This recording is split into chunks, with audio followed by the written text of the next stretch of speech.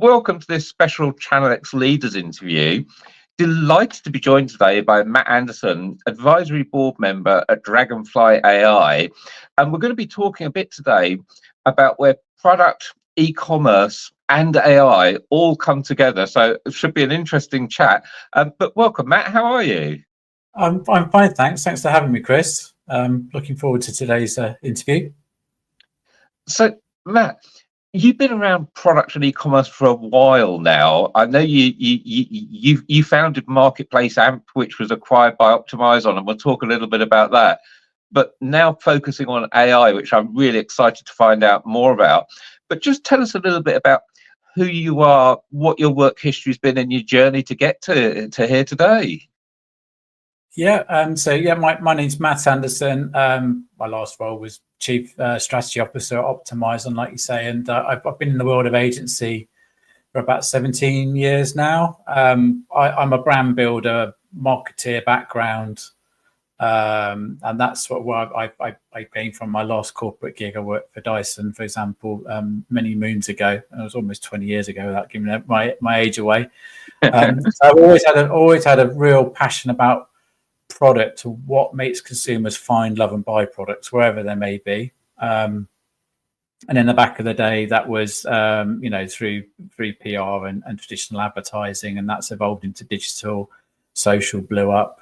I was on Twitter, not now, but without going political, but back in 2007, I was working on those platforms and got interested in the world of digital and content and what makes people find, love and buy product, and what drives awareness there really as well. And that's what got me involved with Amazon 15 odd years ago, because the work we were doing through digital marketing and content and performance marketing, and brands were asking us to sort of have a look at this thing called Amazon, this beast. How you get your product to be seen on Amazon. Yeah, we need a load of content, and we're not really sure about the SEO bit. But you guys do SEO for Google, so yeah, well, you give it a go, sort of thing. And that's how we sort of fell into it. And thank God we did. Started off with working with Brabantia and rolled them out across UK and Europe and USA, and they're doing fantastically well. They've got their own Amazon director, to give you an idea about how important Amazon and Marketplace is to their business now. So that was super successful. And then, we were getting more and more inquiries off the back of that at my agency at the time, Montage Communications, regarding Amazon and Marketplace. And we were just being pulled in that direction. And one of my advisors was sat down with them and saying, well, look, what should we do with this opportunity? It's like, well, just follow the money. Let's go all in on the world of e-commerce. And about 5 years ago, I set up Marketplace AMP on the back of that, and exited Montage, and then just went all in on Marketplace AMP. And then, the rest is history from there, really. But that's taken me in areas of looking at like retail media content and on John Lewis and on Sainsbury's, on Ocado, and Bed Bath and Beyond, and across on multiple sort of marketplaces and retail media, and so it goes on with social commerce, doesn't it, and TikTok and whatnot, and the like. Is where I'm going with my own brand at the moment. That's a real great opportunity to sort of really experiment with all these channels. And I guess from I've exited the world of agency now. I've done my time, as it were, and I'm sure anyone that's in agency will know where I'm coming from. It's great. You're exposed to a lot of partners and technologies and clients and brands and what have you. But being able to sort of have the artistic license of my own brand really appealed, and be able to do things my way without having to cajole or persuade clients and brands to do things really appeals. And that's how I've ended up really sort of working on my own brand and be launching that Q4 this year, and really to put some of the things that tactics and strategies that I've had in the locker on the back that I've not been able to deploy and go for it on myself, have that artistic license, is where I am at the moment, really. And I work on a board advisory of Dragonfly AI alongside that. So looking to AI technology to my own brand, and which is really cool. So an amazing story there, and I'm quite interested. Obviously, you've been working in product and e-commerce for years, but now we're adding in AI into the mix. And what excited you about Dragonfly AI in particular? How did you come to end up on their advisory board there? Well, yeah, I mean, Dragonfly, I worked with them 5-6 years ago with a brand called Lint Bells. So we were optimizing there, and that's the dog supplement brand, very successful one, and selling on Amazon and marketplaces and the like. And we're using it to optimize their PDP there, and their Amazon A+ premium content, and was very successful in increasing the conversion rate for that on the back of them spending a significant amount of money with Amazon advertising as well. So that worked really well. And then we're working with Reckitt with Dragonfly, optimizing Dettol wipes, which is a good timing when we went into COVID. Unfortunately, definitely needed a lot of that product. You know, that really sort of took off, and that was one of their best performing SKUs. So that worked really well. So that's how I got exposed to Dragonfly, and being able to optimize using AI analytics to optimize visual creative, whether that be the main image, Amazon A+ content, storefront. And obviously that hypothesis and that approach works with, you know, Walmart, retail media, your own e-commerce site. It's what makes the consumer eye, what's drawing you to the images behind me versus others, which one's performing better. You know, all of that, certainly with the bigger brands, spend millions of pounds on their branding, packaging, and the look and feel. And to get it right first time it's a really hard process. You have to do a lot of focus groups. You have to speak to a lot of buyers and go, you know, do you like this product or that product? And there's a lot of time, effort, and money spent in developing products, whereas AI can actually analyze. Dragonfly AI can analyze the packaging analytics and say, actually, this product's more likely to stand out on the shelf, physical shelf or digital shelf, versus the competitors. And obviously, that's saving creative time, and it's saving your ad budget as well, because, you know, going back to the world of Amazon, is you're how do you know what works? Well, I'm going to test A, I'm going to test B, and it's going to take 2 to 4 weeks, and Amazon's going to go, give me a load of money and we'll tell you what works. So you have to sort of you have to spend money to figure out what works, really, versus AI can take a lot of the guesswork out of that up front, and it means you can get to the market faster. And it's what I'm doing with my own products at the moment. I'm testing the logos, I'm testing packaging, I'm testing some of the product variations. You know, what are they visually appealing? Is it digestible, the content that I'm putting out there? Can it be seen in context? All those questions that before it was down to guesswork, if you see what I mean, which is, you know, taking that time out. So I want to dig into this a little bit deeper, but before we do, I'm going to ask a question that probably is going to make me look a little bit silly, which is, what is actually happening in AI at the moment, and what's exciting about it? And I'm thinking the first kind of AI I've been exposed to is kind of not even ChatGPT. I waited until Copilot and Gemini came along, and you can give it a document and it'll give you a nice little summary of what's in the document to save you reading 50 pages. And that's great, but that's hardly touching the surface. What are the real developments with AI, and especially in e-commerce, that people should be getting excited about? Well, I think rolling back AI is not new. It's been around for years. You know, every time we've cursed at our autocorrect on our phone, or I don't know if you use Grammarly or anything like when you're writing, Chris, but, you know, that could be at its basic level described as AI, artificial intelligence. And I guess, you know, you've got like the machine learning element of it. There's that fun game where you start typing in your mobile phone in a text message and just pick every next suggested word and see what you get. Basically, yeah, and you get that on your email functions now as well. That's AI. It's learning from what you've written before or what you're writing and going, well, you most likely want to say this, and that's I guess machine learning or generative AI. It's going step by step by step. Oh, you're doing this, so you want to do that, and you're doing that, and you do it. So it's learning patterns in whether it be large language models or data, which Amazon's always been very good at for its its FBA systems run on a lot of these algorithms, which is great. And I guess what's really in the last about, I'd say 5-6 months, it appears, and obviously a lot of this work's been going on in the labs in California and what have you, that the AI seems to have leapt an awful lot.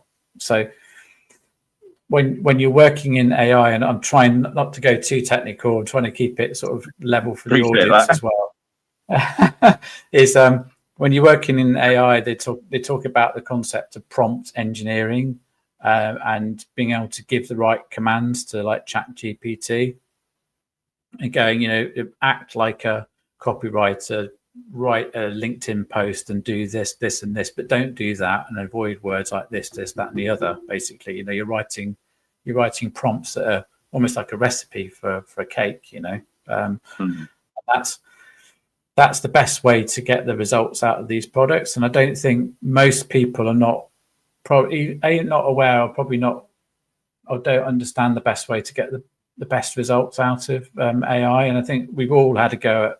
Most people have had a go with ChatGPT now, I would have thought, and people viewing this would have.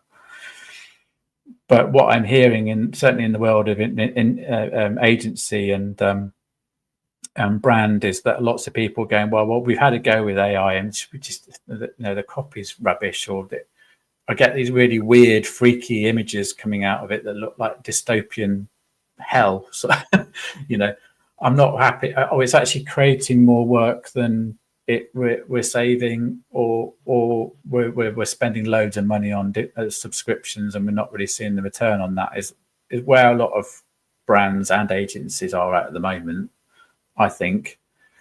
And where AI gets really interesting is that, like, the agentic AI, and agentic AI is basically the analogy I use with a colleague is saying it's like having a master's student sat next to you, where you go, I'm working on this project and I'm launching this brand in this category. Can you just go off and find all the competitors, give me a SWOT analysis, give me all the pricing points, any of the trends, anything else you might find might be interesting with my core demographic, which are women and over in the States, and and then the agentic AI will go, yeah, that's great, go off and use its initiative to come back with the information it's giving you. So it's basically more like initiative based. It actually has real, perceived intelligence to figure out what you might find useful. And I think that's really super, super intelligent, particularly when you're launching, when we're talking about brand AI all coming together, is if I'm launching a brand and I need a website in India, and I've never visited India personally myself, but great continent, loads of money, lots of opportunity there. What language should I launch in?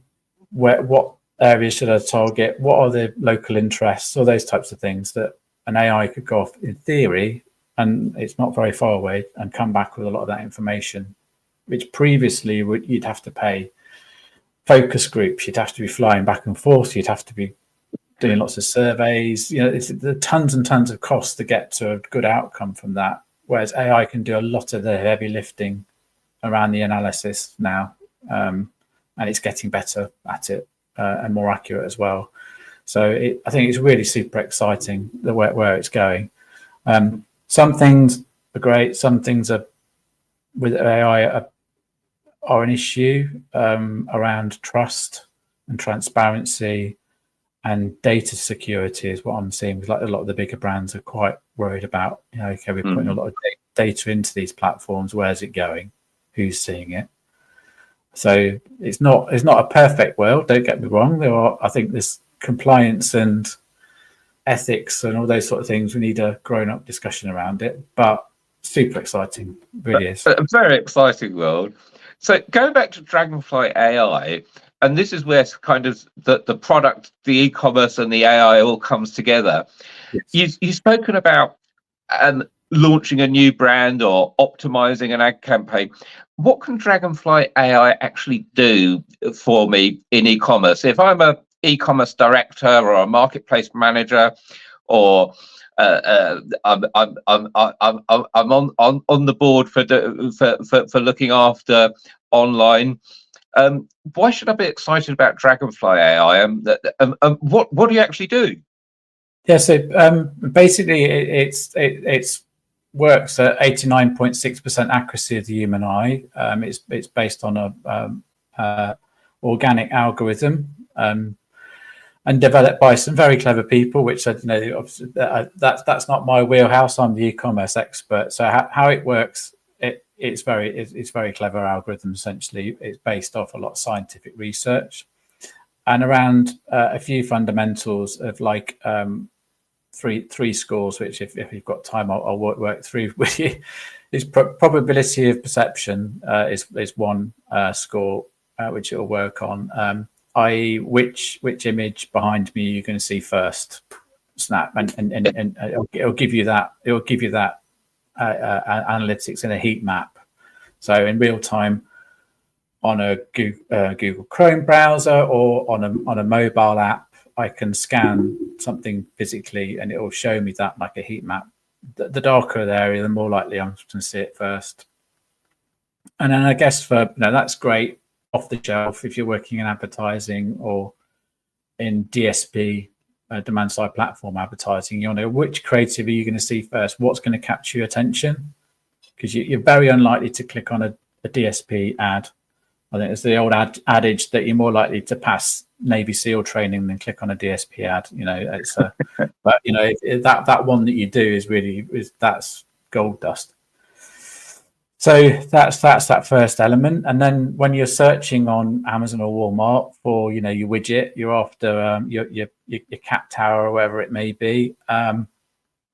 There's going to be a sea of competitors there in front of the consumer on that keyword, and really we talk about like the attention economy is how important it is that first click, or whether you. What that first product you pick off the shelf when you're looking for a tin of soup, you're not even thinking about it as a human being. But if you can win that first interaction as a brand, then you're one step towards a sale, and that's share of attention.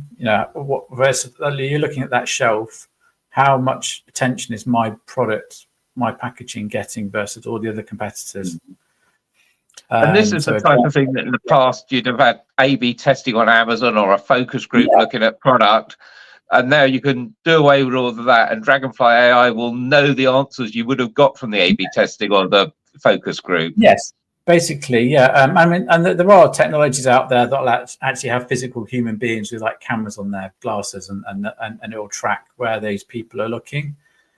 But Dragonfly works like a human eye.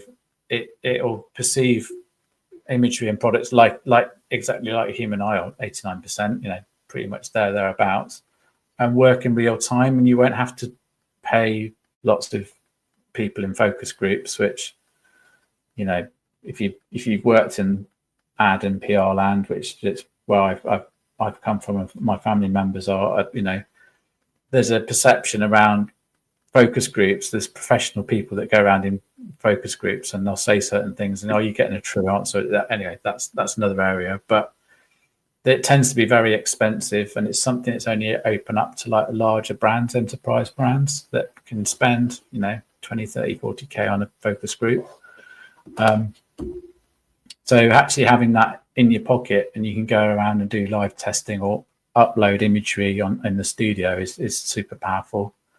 And then there's like a local attention score. It's like two images directly together and their neighbor, how which one's going to stand out. So you imagine like your probability perception, what I'm going to see first, what's got my attention between those two, which one I'm going to pick up. And so essentially it'll work around those algorithm pieces and it'll give you like digestibility,